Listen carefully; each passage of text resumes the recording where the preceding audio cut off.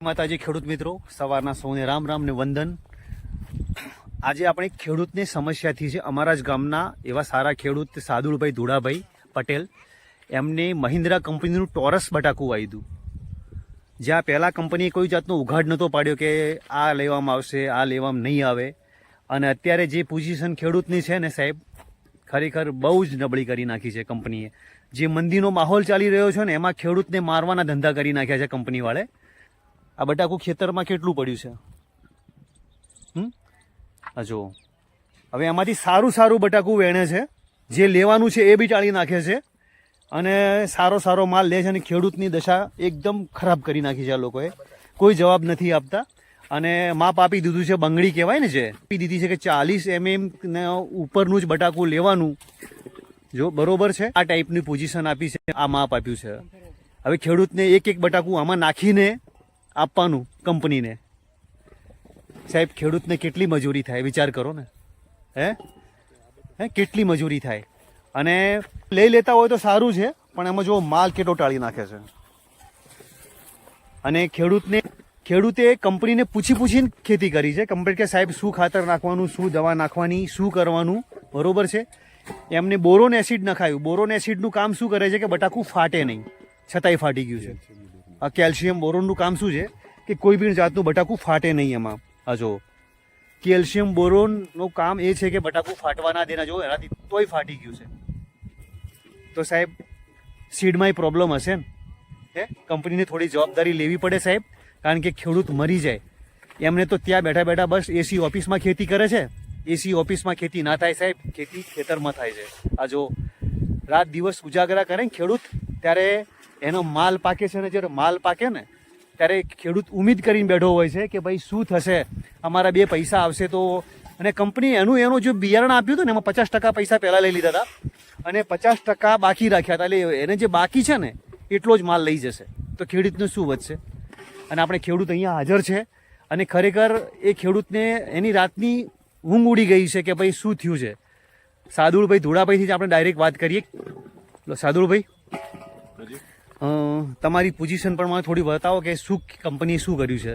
Company મારા જોડેથી બટાકા મને એને આપ્યા, એટલે લગભગ ગણો મેં 60 કટા એક લીધા હતા 80 કટા 80 કટા જે લીધા એ ભાગ પડ્યા હતા। તેથી કંપની આલ્યું, એટલે મારે તો ખેડ મજૂરી બીજું બધું ગયું અને ફેરથી બિયારણ આલ્યું, એટલે એ પણ બી માલ ફૂલ્યો નથી।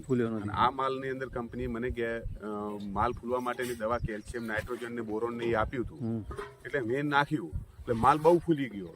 માલ બહુ ફૂલ્યો તો માલની અંદર ચીરા પડી ગયા, બરોબર, તમે દેખી શકો છો। બટાકો આ ફૂલ્યું છે તો આવા ચીરા પડે છે, તો આવું કંપની બટાકા લેવાનો ના પાડે છે। તો આવું કંપની લેવા બટાકા ના પાડે છે તો એ કે તમે તમારે ગમે તે રીતે વેચી મારો, કો તો ગાયને ખવડાવી દો, આવું બધું કહે છે। તો મારે 50% માલ નીકળી જાય છે। આની અંદર આ ખેતરની અંદરથી મેં 60 કટા વાયા 600 કટા મારે ભરાય। 600 કટાની અંદરથી મારે 300 કટા નીકળી જાય છે, 300 કટા કંપની લઈ જાય છે, એનું પૂરું કરે છે। હા, ખાતરના, બિયારણના અને એ બી વળતા નથી, એના પૈસા વળે એટલો માલ લઈ જાય છે। અને બિયારણ હવે ટોપો ખાય દાડો આવ્યો છે। અને કારણ કે બિયારણ નો શું ભાવ હતું? બિયારણ 1600 રૂપિયા, 1600 રૂપિયા, વિચાર કરો। વેન્ડરો મારફત લીધું, વેન્ડરોને પણ આ લોકોને કંપની આપે છે, એટલે વેન્ડરો બિયારણે 50 રૂપિયા કમિશન લે છે। જેથી ઉત્પાદન થાય કટે 20-25 રૂપિયા કમિશન કંપની જોડેથી લે છે। વેન્ડરો ખેડૂતના નથી થતા, કંપનીના થઈ જાય છે। વેન્ડરોની કદાચ કમાણી થતી છે તો 2-5 લાખ રૂપિયા, 5 લાખ સારું થઈને વેન્ડરો કંપનીના થઈ જાય છે અને ખેડૂતને મારી નાખવાના ધંધા કર્યા છે, બરોબર। એટલે આવા ધંધા કર્યા, ખેડૂતોને કુણી ગોળ સોટાડી અને બિયારણ આપ્યું અને પાછળથી હાથ વેન્ડરો અને કંપની બંને હાથ અધર કરી દે છે।